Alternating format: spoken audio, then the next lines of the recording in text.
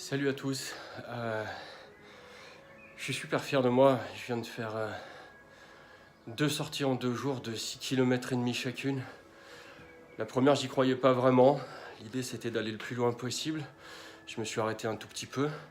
Je vois qu'il y a plein de reflets, hop je vais me mettre comme ça.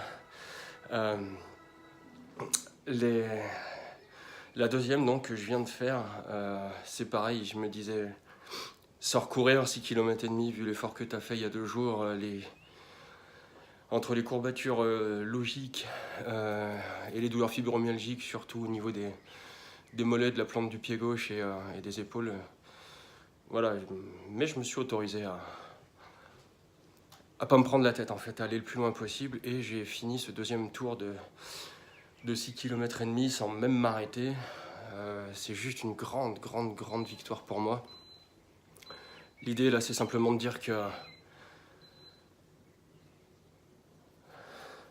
si tu veux quelque chose, fais-le sans t'obliger à avoir quelque chose de trop grand qui te fasse peur, qui te fasse renoncer trop vite, mais sur le chemin, fais tes étapes et peut-être que tiens, moi je peux peut-être repousser un petit peu plus loin, un petit peu plus loin, un petit peu plus loin. C'est ce que j'ai fait là. C'était en haut d'une côte, ça me brûlait de partout, mais je me suis dit allez, je vais jusqu'en haut de la côte.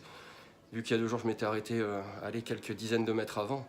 Je vais jusqu'en haut, puis une fois en haut, je me suis dit si je m'arrêtais pas, que je trottinais vraiment doucement pour récupérer, mais que je m'arrêtais pas.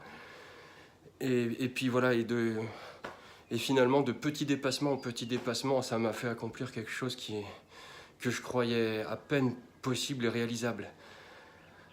Donc, réfléchis à comment tu peux transférer ça, là où tu en es aujourd'hui.